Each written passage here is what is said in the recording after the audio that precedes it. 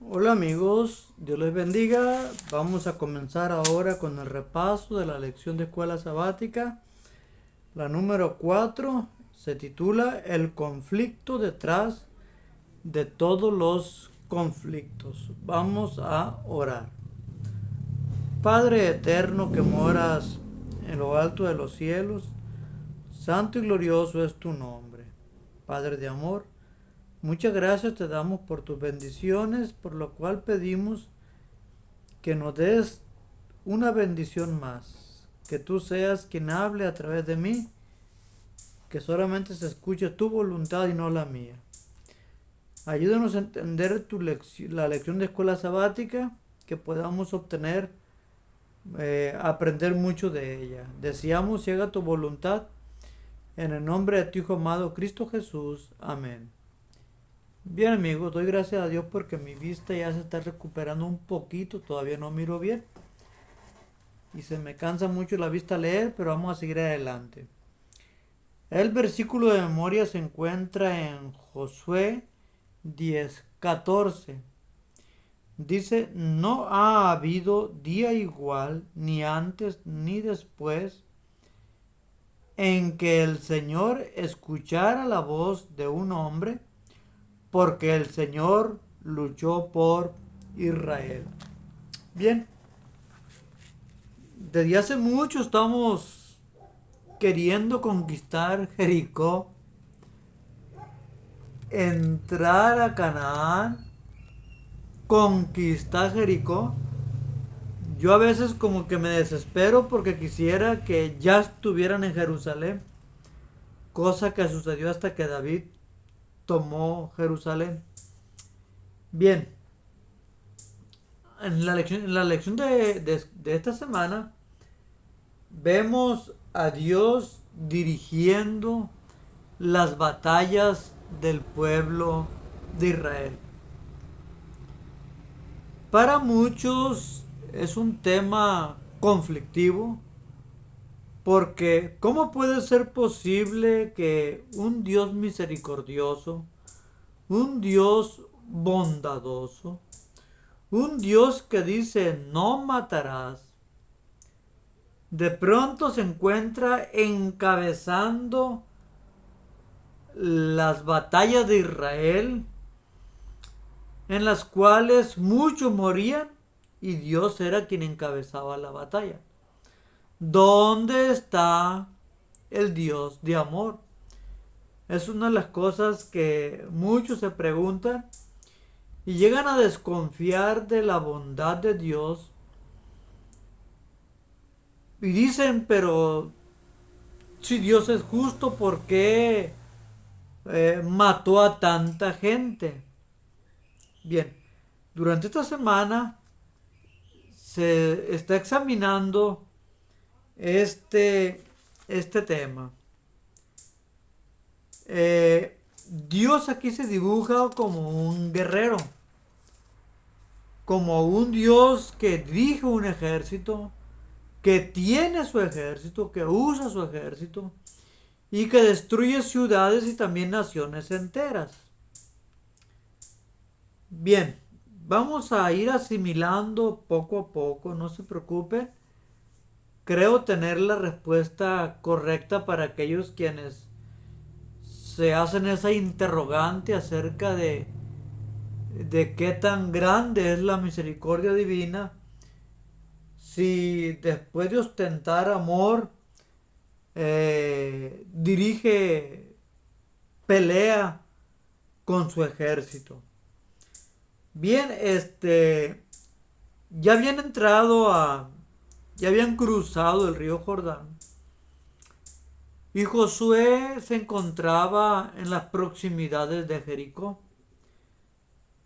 Desde hace mucho quisiera que ya hubieran tomado Jericó y menciono que ya la tomaron, en fin, pero pues de cada paso que sucede, de cada proceso que se da antes de la toma de Jericó se obtienen grandes lecciones.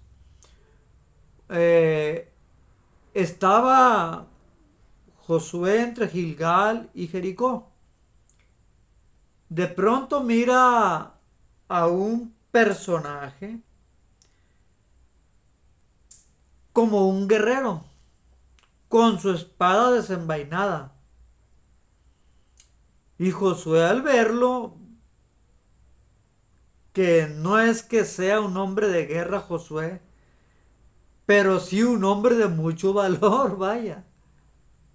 No le tenía miedo a los gigantes que había en Canaán, ni tampoco Caleb les tenía miedo. No creo que se haya amedrentado al ver a un soldado poderoso, pero sí se haber asombrado. Y se asombró después de que comprendió quién era. Voy a leer la cita, no puedo leer mucho, pero voy a leer la cita esta. Josué 5:13 al 15.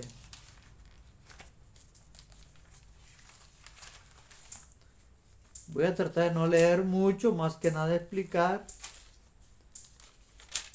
porque se forza mi vista y se me pone más borrosa. Josué capítulo 5, versículo 13 al 15. Aunque ya mencioné la historia, es bueno que la lea porque pues es bueno comprobar que la Biblia así lo especifica. Capítulo 5, 13 al 15. Dice: Y estando Josué cerca de Jericó, alzó sus ojos y vio un varón que estaba delante de él, el cual tenía una espada desnuda en su mano. Y Josué, yéndose hacia él, no le tuvo miedo, y Josué, yéndose hacia él, le dijo: ¿Eres de los nuestros o de nuestros enemigos? Y él respondió: No, mas príncipe del ejército de Jehová, ahora he venido. Entonces Josué, postrándose sobre su rostro, en tierra le adoró y díjole: ¿Qué dice mi señor a su siervo? Y el príncipe del ejército de Jehová respondió a Josué: Quita tus zapatos de tus pies, porque el lugar donde estás es santo. Y Josué lo hizo así. Es interesante que al ver a aquel guerrero, no sintió temor, sino que se acercó, tal vez con la idea de confrontarlo, y le preguntó si era de ellos, de los nuestros, dijo él, o de sus enemigos. Cuán grande fue la sorpresa para Josué que le dijera: no, ni de los de ustedes, ni de los de aquellos tampoco, porque yo soy príncipe de Jehová de los ejércitos. Ese príncipe era Cristo Jesús. Josué se arrodilló y le adoró. Y aquel soldado, aquel guerrero, no le dijo como le dijo el ángel a Juan: no me adores porque soy un siervo para contigo. No, permitió que le adorara. Era nada menos que Cristo Jesús. Ahora, el gran guerrero Josué estaba más que nada dispuesto a escuchar la voz de su gran comandante, la voz de Jesús mismo, y estaba dispuesto a recibir también sus órdenes, sus instrucciones y también su enseñanza. Bien, aquí se presenta a Jesús como un guerrero, porque él era el guerrero este. Y se presenta al eterno, al Dios eterno, a Jehová, como el Dios de los ejércitos. Un Dios que batalla, un Dios que pelea por su pueblo. Algunos se preguntan, bueno, Si Dios es un Dios de amor, ¿por qué pelea? ¿Por qué destruye? Sabemos y entendemos bien que hay una pelea que trasciende a cualquier pelea terrenal. La pelea que se iba a llevar a cabo entre el pueblo de Israel y los demás pueblos que conformaban Canaán era parte de esa gran batalla que se lleva a cabo desde el cielo con la caída de Lucifer.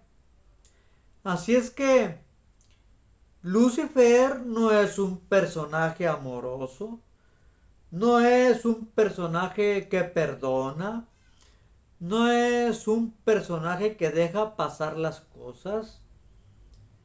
Él está dispuesto a destruir, a matar y echar a perder el plan de salvación. La lucha principal que se estaba llevando a cabo entre Israel y las naciones paganas era parte de esa lucha. Pero ¿cómo podía ser parte de esa lucha? Es fácil entenderlo si conocemos la astucia de Satanás.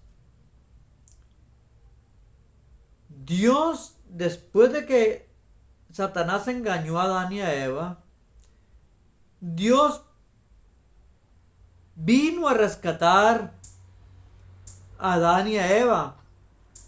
Ofrecieron un cordero, sacrificaron 2 corderos, uno para Adán y otro para Eva.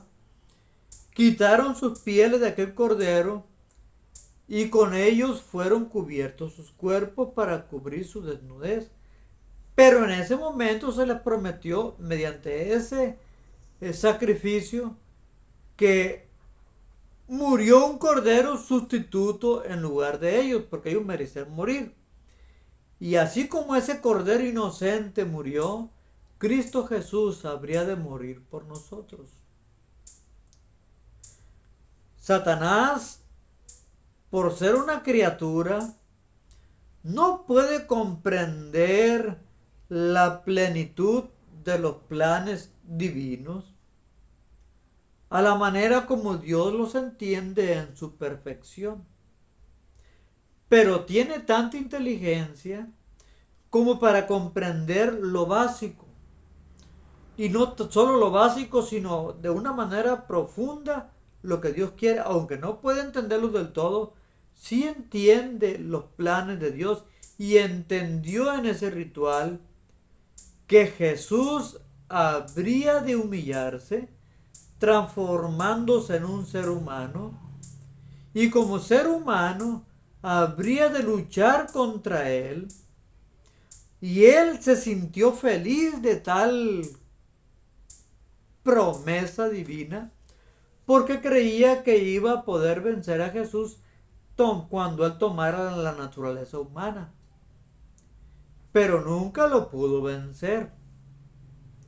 Entre tanto, Jesús viniera y muriera aquí en la tierra, Satanás haría hasta lo imposible por evitar que Jesús naciera, que lo venciera y que rescatara a la humanidad.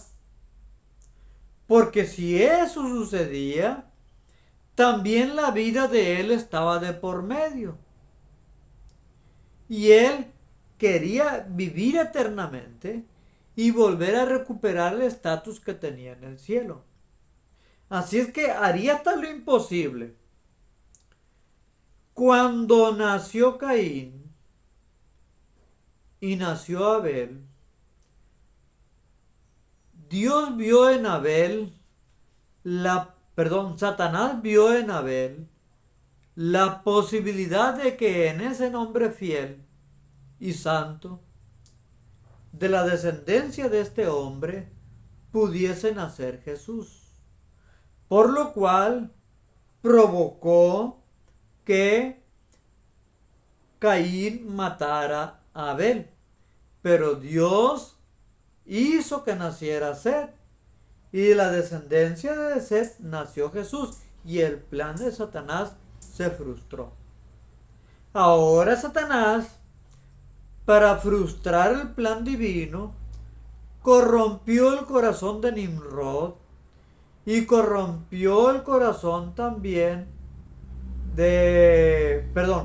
primeramente corrompió el corazón de los descendientes de Caín, y mediante los descendientes de Caín se opuso al plan divino. Dios entonces venció a Lucifer, a Satanás, provocando un diluvio, para destruir a la humanidad que se había corrompido y salvar a Noé y su familia de la descendencia del cual habría de nacer Jesús y el plan de salvación se llevaría a cabo. Satanás entonces optó por corromper el corazón de Nimrod y por corromper el corazón de los postdiluvianos y creó naciones que estuvieron lejos del propósito divino. Dios destruyó la Torre de Babel, desparramó las naciones, las diferentes poblaciones en todo el mundo, surgieron las diferentes lenguas, las diferentes nacionalidades, pero todas las nacionalidades eran paganas. Satanás tenía la oportunidad a través de las naciones paganas de causar que no se llevara a cabo el plan de salvación. Dios no iba a permitir que Lucifer ganara el conflicto y evitara que se desarrollara el plan de redención, el plan de salvación.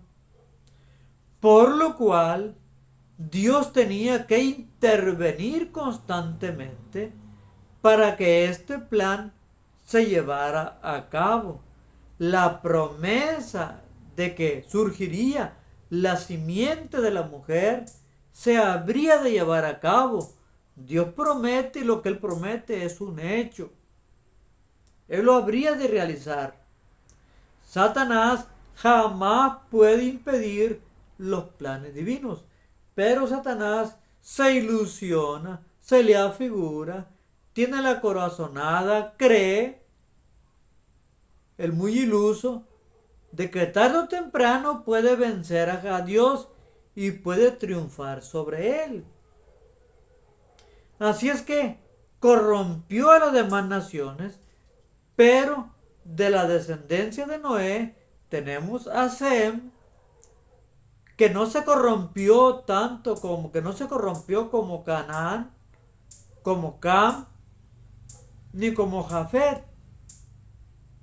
Y de la descendencia de Sem nació Abraham. Dios mandó llamar a Abraham para que saliera a estudiar de su tierra y su parentela y se fuera a Canaán. De ahí nació Isaac, luego nació Jacob. Llegó Jacob con sus hijos a Egipto, fueron esclavizados. Dios los saca de Egipto, los nombra a su nación y siempre ha habido una lucha. Faraón intentó destruir al pueblo de Dios.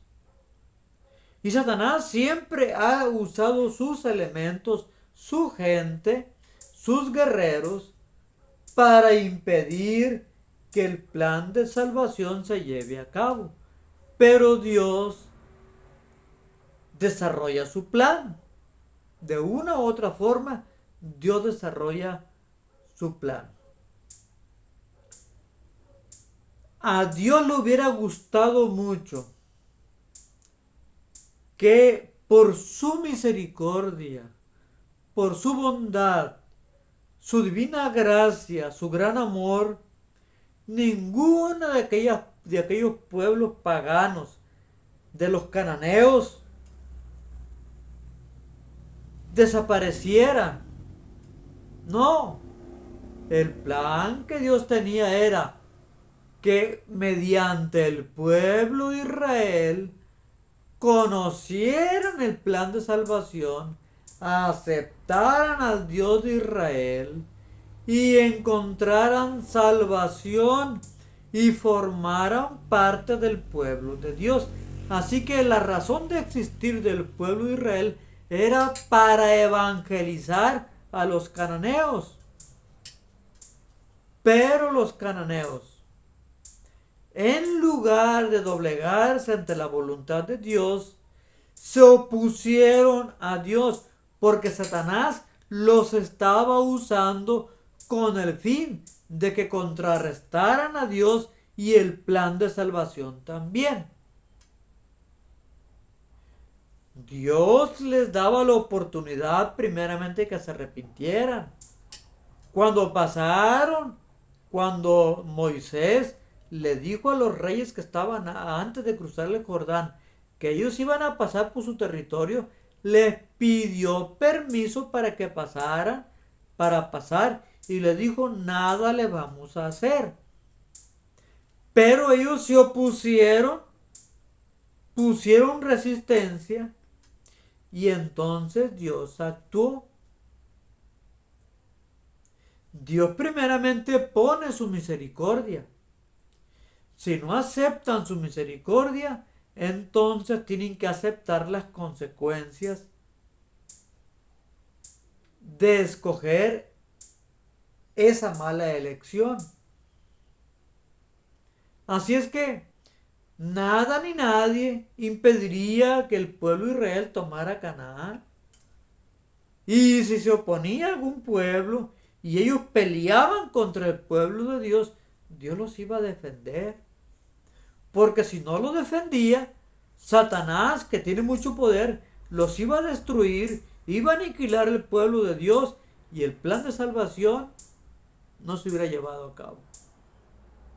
Así es que, si nosotros pensamos en esto, podemos comprender entonces que Dios está en una encrucijada. Y siempre ha estado en una encrucijada. O salva a su pueblo, o permite que su pueblo desaparezca y que Satanás triunfe. Dios quisiera derramar su misericordia para con esos pueblos, pero ellos no quieren.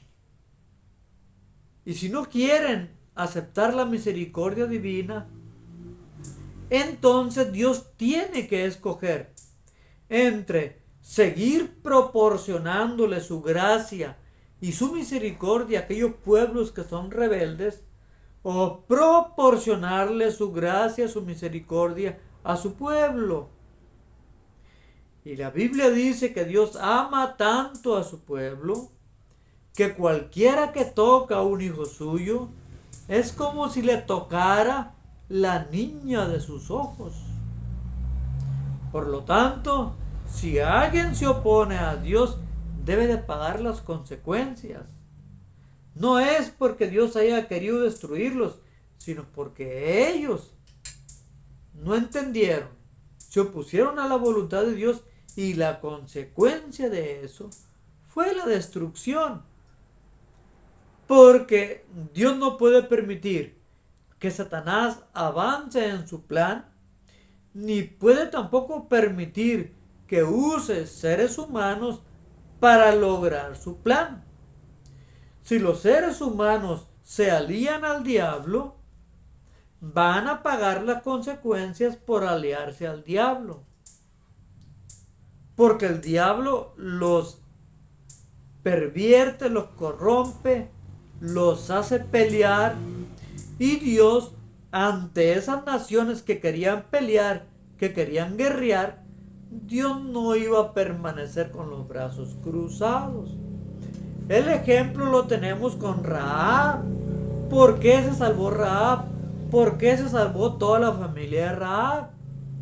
Lo mismo hubiera sucedido con todo Jericó. La oportunidad estaba allí, pero no quisieron.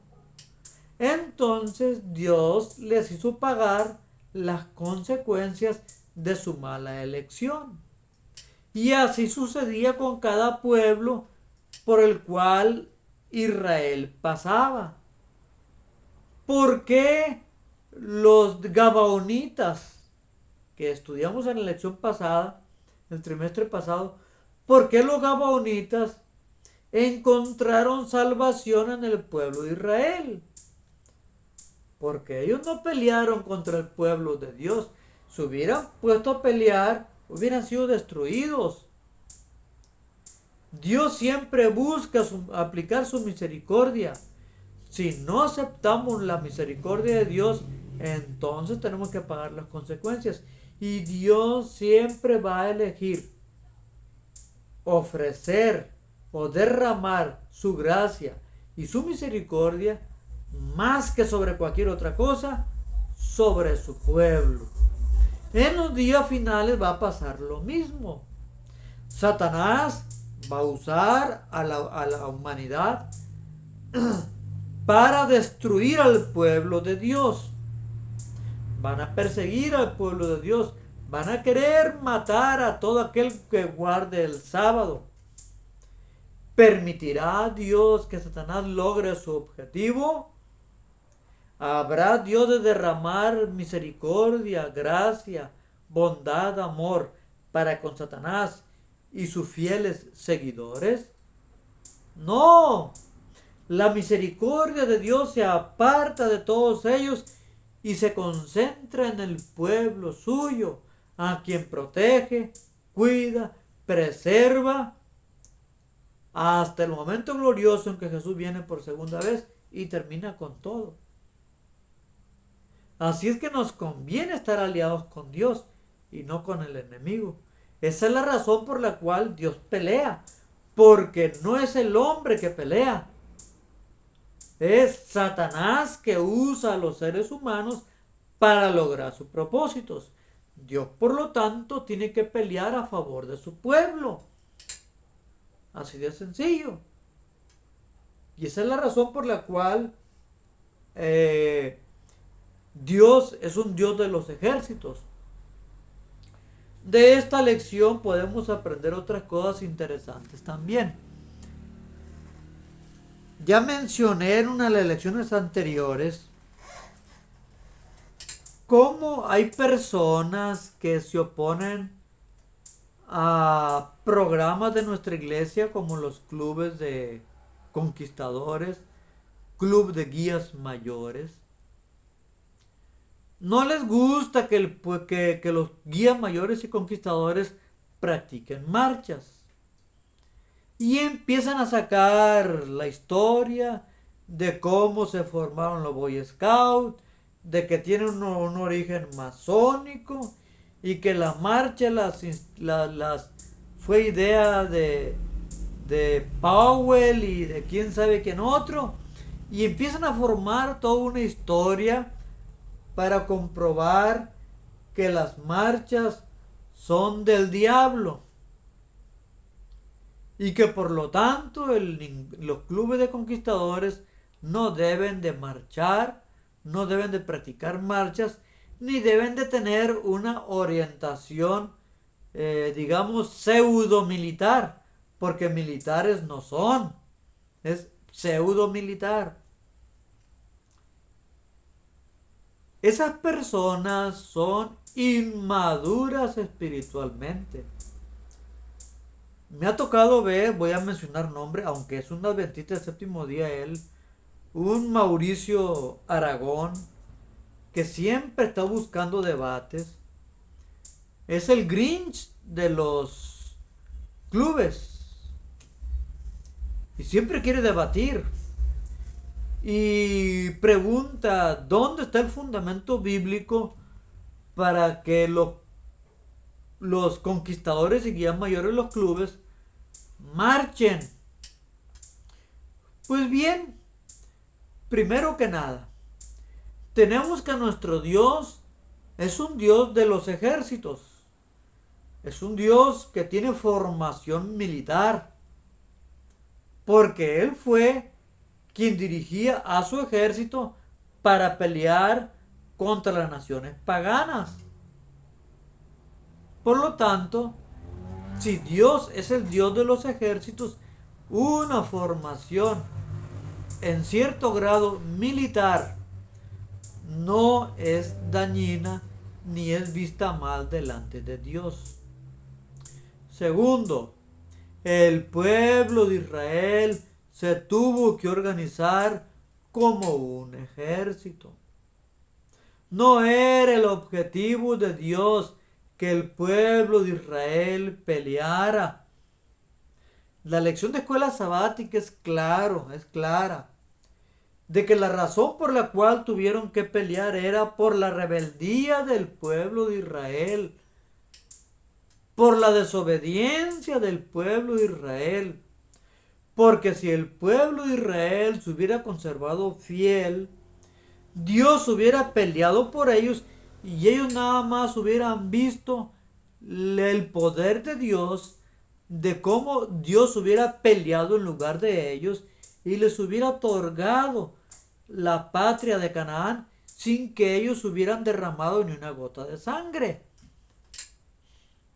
Dios mismo les dijo que usaría a las avispas, que usaría los granizos, que usaría el fuego, que usaría la naturaleza para sacar a los cananeos de allí. El pueblo de Israel no tenía por qué pelear.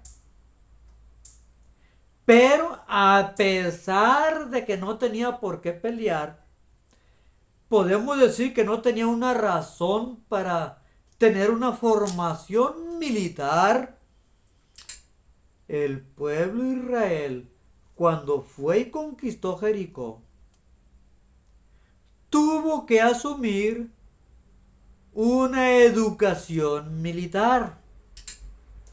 Si el pueblo de Israel tuvo que asumir una formación militar, aunque no sabían pelear y aunque nada más tenían hondas, lanzas y flechas, y no tenían una formación militar, tuvieron que por lo menos tener cierta educación militar. Y aunque les duela a muchos, aparte de tener una formación militar que tuvieron que desarrollar, ¿por qué tuvieron que desarrollar esa formación militar? Primero, para establecer orden. Segundo, para establecer disciplina en el pueblo de Dios. Así de sencillo. Tenían sus estandartes como todo un ejército. Y cuando el jefe de la tribu marchaba con su estandarte detrás de ellos, marchaban también los de su tribu. Cuando llegaban a un lugar, el jefe de la tribu, el príncipe de la tribu, se establecía en un lugar, en el lugar que le correspondía, y toda su tribu ocupaba ese lugar, organizándose de esa manera toda la nación, formando calles perfectas, estando bien acomodados, porque Dios es un Dios de orden. Así que el sentido militar que tenía el pueblo de Israel le servía para establecer orden en el pueblo de Dios, no tanto para pelear. Ahora, algo interesante que les va a rechinar los oídos a Mauricio Aragón y a otros tantos, y a sus seguidores y a otros tantos que se oponen a las prácticas de marchas y la educación hasta cierto grado militar de los conquistadores y guías mayores, le va a rechinar los oídos con los que le voy a leer. Cuando el pueblo de Israel marchó alrededor de Jericó, no iban marchando como podrían pensar muchos, que iban caminando como en una caminata, donde cada quien caminaba, digamos coloquialmente, a lo loco, cada quien llevaba su paso como quería, cada quien iba como le daba su regalada gana, caminando como en una caminata, como en una caravana. Pues lamento decirles que no era así. Dice Elena de White lo siguiente: en el libro Patriarcas y Profetas, en el capítulo de la conquista de Jericó, déjenme ver qué página es, déjenme ahorita les digo qué página es.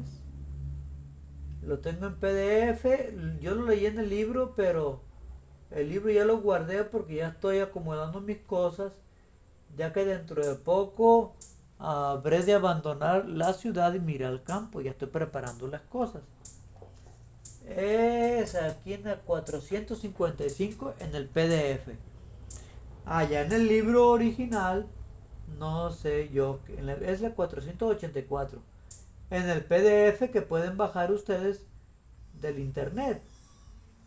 Bien, le voy a leer algo, pero yo ya lo leí en el libro también, en el libro en físico, y dice lo mismo. No se preocupen. Fíjense bien lo que dice. No veo bien, pero vamos a leerlo. Voy a voltear un poco para acá para no perderme de foco. Dice lo siguiente. Voy a leer un poquito más arriba. Durante 6 días la hueste de Israel, hablar de huestes es hablar de un ejército, de formación militar, quieran o no quieran. Durante 6 días la hueste de Israel dio una vuelta por día alrededor de la ciudad. Llegó el séptimo día y el primer rayo del sol naciente, Josué movilizó los ejércitos del Señor. Formación militar. Y no estamos hablando de los ejércitos, los ángeles del cielo, no. Estamos hablando del pueblo Israel desde un punto de vista militar. Ahora, Elena de White, al mencionar los ejércitos de Israel, no lo está viendo con desagrado. Está viéndolo de una forma elogiada, de una forma con beneplácito. Los ejércitos de Israel. Quiere decir que la formación militar que tenía el pueblo de Israel, Elena de White la miraba formidable. Por lo tanto, una pequeña formación militar que tengan los conquistadores, que tengan los guías mayores, debemos de verlo también de una forma formidable, de una forma única y especial, de una forma correcta. No es pecado, pues, tener una formación militar con un fin que sea noble. Siempre y cuando el fin sea noble, no es pecado, porque si fuera pecado, Dios hubiera impedido que se formara un ejército con el pueblo de Israel. Dígame si sí es cierto o si no es cierto. Así que si Dios permitió que el pueblo de Israel se organizara como un ejército, entonces no es pecado que los conquistadores se formen, se organicen también como un pequeño ejército para combatir el mal, no para andar peleando, no, para combatir el mal, para disciplina, para orden. No es malo, no es malo. Le ven mucho pecado. Algunos, miren, hay gente que es tan imprudente, tan insensata, que si saben que un día el diablo marcaba el paso, bueno, entonces marcar el paso es de origen satánico, no debemos de marcar el paso. Si saben que Satanás tiene sus ejércitos, entonces un ejército, la iglesia no debe de formarlo. Si saben que Satanás con Colin Powell y que los masones que marchaban y que hacían esto, que combatían y que querían que usara a los Boy Scouts para pelear. Bueno, si el diablo hacía todo eso, no quiere decir que nosotros no podamos marchar, no podamos tener cierta formación militar, no para hacer las locuras que pensaban hacer aquellos hombres, sino solamente para poner disciplina, orden en los clubes. Es muy bueno. Elena de White no dice, jamás van a encontrar ustedes en el espíritu de profecía que Elena de White le diga que es pecado que haya una cierta formación militar en el pueblo de Dios. Nunca van a encontrar eso. Jamás lo van a encontrar. ¿Sí? Bien. Y sigue diciendo, solemnemente el inmenso ejército marchó alrededor de las murallas condenadas. Reinaba el silencio. Solo se oía, escuchen bien, solo se oía el paso lento y uniforme de muchos pies y el sonido ocasional de las trompetas que perturbaba la tranquilidad de la madrugada. ¿Oyeron lo que dice? Se lo vuelvo a leer otra vez. Reinaba el silencio, dice, solemnemente el inmenso ejército marchó alrededor de las murallas condenadas. Reinaba el silencio. Solo se oía, repito, solo se oía el paso lento y uniforme de muchos pies. Ok. ¿Qué significa que se escuchaba el paso lento y uniforme de muchos pies? Miren, a mí me ha tocado dirigir desfiles, dirigir marchas también. Y en los camporís también a veces las marchas causan mucha risa porque los pobrecitos conquistadores muchas las veces como que no tienen la capacidad de marchar de una forma uniforme, con pasos uniformes, y cada quien marcha como le da su regalada gana. Mueve el pie como le da su regalada gana. Y eso le llamamos marchas, aunque no son marchas. Marchas son cuando se llevan pasos uniformes, tal como aquí se dice. Solo se oía el paso lento y uniforme de muchos pies. Es decir, donde uno ponía un pie, todo el resto del pueblo, del ejército de Dios, ponía el mismo pie. Y cuando uno de ellos ponía el otro pie, era el momento en que todos ponían el otro pie también. Porque todos marchaban con pasos uniformes.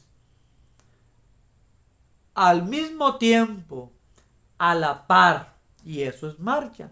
Y Elena de White lo menciona de una forma muy gloriosa. Fíjense bien cómo poéticamente lo habla.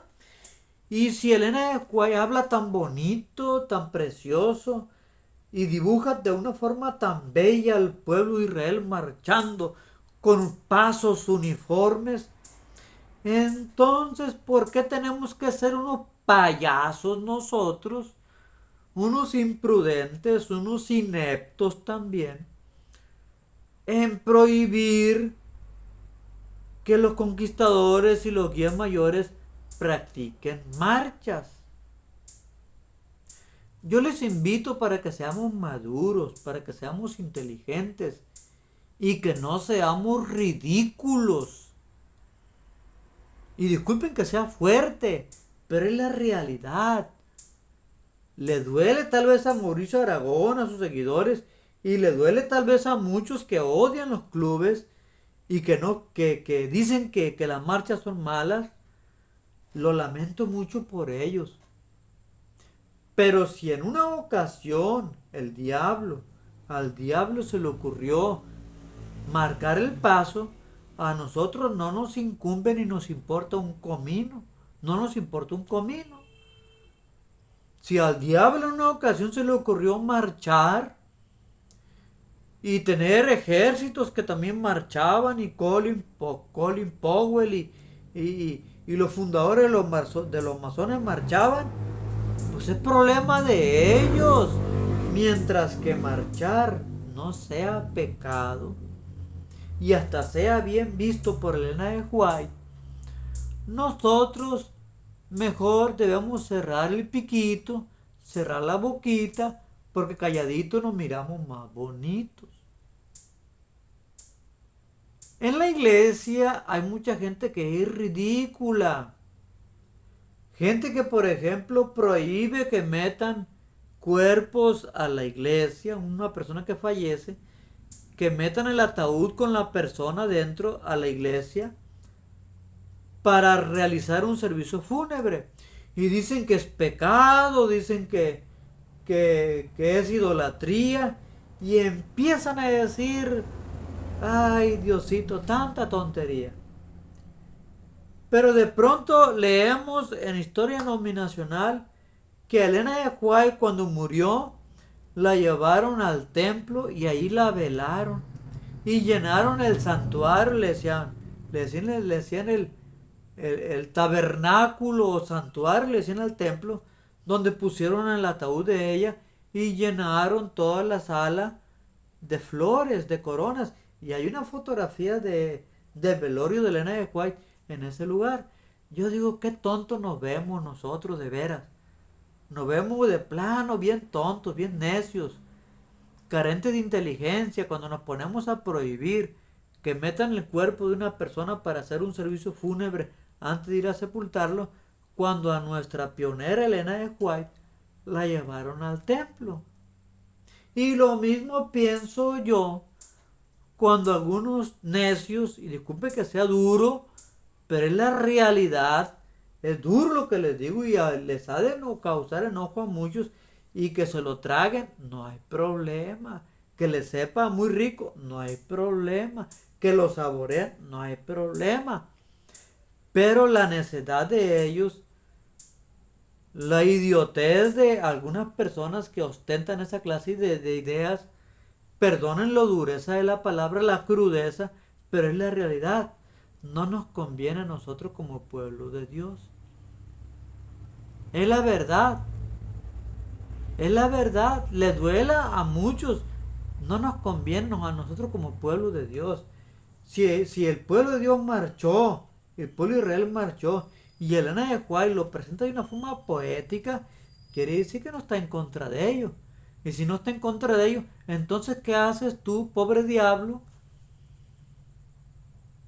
¿Qué haces tú con toda tu ignorancia, oponiéndote a lo que Elena de White describe de una forma tan hermosa y tan poética? ¿No se te hace ridículo? Déjense de eso, déjense de eso, sean inteligentes. El pueblo adventista fue llamado a ser cabeza y no cola. Cuando andan con esas ridiculeces, se ponen en la cola, no se ponen en la cabeza. No se pongan a seguir ideas tontas. Creen que no hay luz, ahí está la luz. En el espíritu de profecía, léanlo y créanlo. Y conquistadores, le aplaudo que lo hagan. Y los felicito porque lo hacen. Porque yo sé que ustedes no andan combatiendo en ninguna guerra. Hay quienes dicen todavía, la ignorancia la amplían más, la necedad. Es que la palabra que más me gusta es idiotez. La amplían más todavía. Es que los conquistadores y los guías mayores se están preparando para los días finales, para pelear en los días finales. No sean ridículos. El pueblo de Dios no va a pelear en los días finales. No sean ridículos, no es para eso que ellos marchan.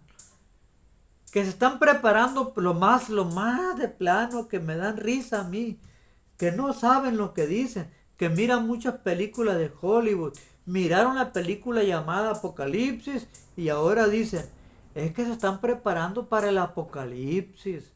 Oye, pues no saben ni siquiera qué significa Apocalipsis y porque una película así se llamaba, dicen, es que se están preparando para el Apocalipsis.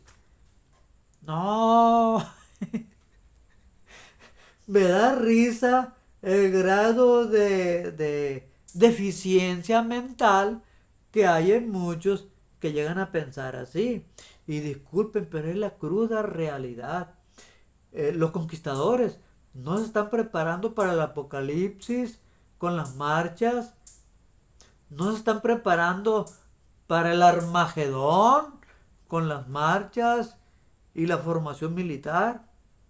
Ahora, que hay ridículos también en los clubes, líderes y pastores tontos y ridículos, que hacen de las marchas toda una coreografía, es otra cosa.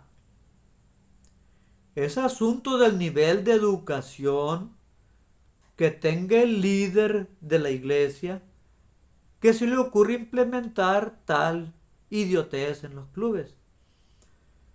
Porque es cierto, las marchas le deben de dar disciplina, orden y belleza a los clubes. Pero ya andar con danzas, andar con marchas medias machincuecas, medias raras, marchas un tanto extrañas,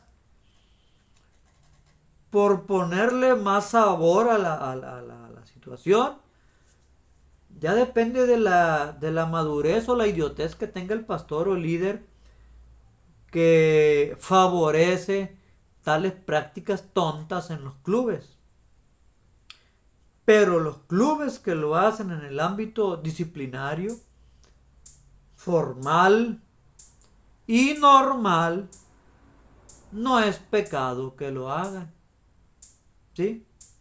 Ya la inmadurez y la idiotez de los líderes o pastores que permitan esas cosas es punto y aparte.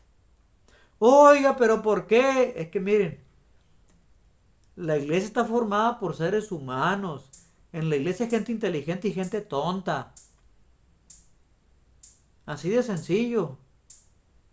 Así que va a haber gente inteligente que va a decir, no, aquí vamos a poner orden, disciplina, como debe de ser. Y habrá gente que se les zafe la inteligencia y hagan locura y media. Eso no me incumbe a mí. Cuando sea la lluvia tardía y el zarandeo, toda esa basura va a salir de la iglesia. Pero tú y yo no tenemos por qué andar pidiendo que los clubes desaparezcan por esa causa. Porque no es correcto. No es correcto. Así es que, ubíquense. Sean inteligentes. Adquieran sabiduría ante todo. Bueno, ¿qué les podemos decir? Tantas cosas que podemos aprender de nada más de la parte del domingo. Me extendí demasiado porque creo yo que es necesario. La última pregunta del día domingo dice, ¿qué consuelo podemos y debemos obtener del hecho de que el príncipe del ejército del Señor está obrando, interviene en defensa de su pueblo? Dios defenderá a su pueblo también en los días finales. Así que no nos preocupemos, confiemos en que Dios es el Dios de los ejércitos. Les guste o no les guste, les duela o no les duela. Y que Él es nuestro capitán, nuestro general. Y Él dirige este ejército que tiene aquí en la tierra, que es su iglesia militante, llena de defectos, pero ahí estamos. Ahí estamos.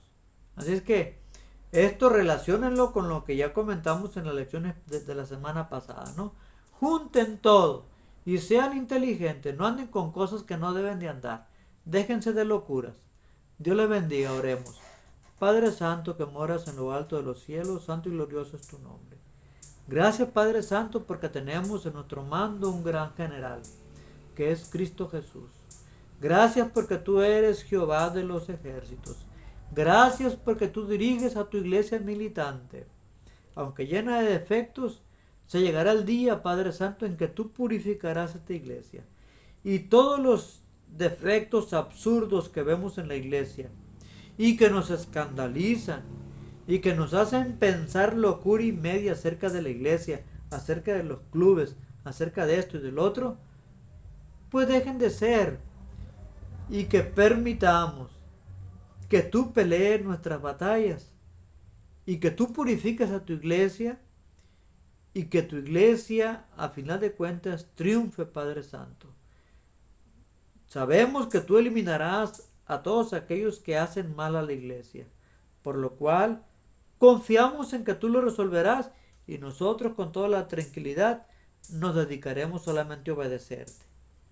Gracias porque podemos confiar en ti. Gracias porque podemos confiar en tu dirección. Y aunque a veces en la iglesia sucedan cosas ridículas, sabemos que tú eliminarás todo eso. Confiamos en tu poder. Confiamos en que tú peleas por nosotros. Ayúdanos, Padre Santo, para que podamos permanecer firmes y cuando al final la última batalla se lleve a cabo, tú nos permitas triunfar junto a ti.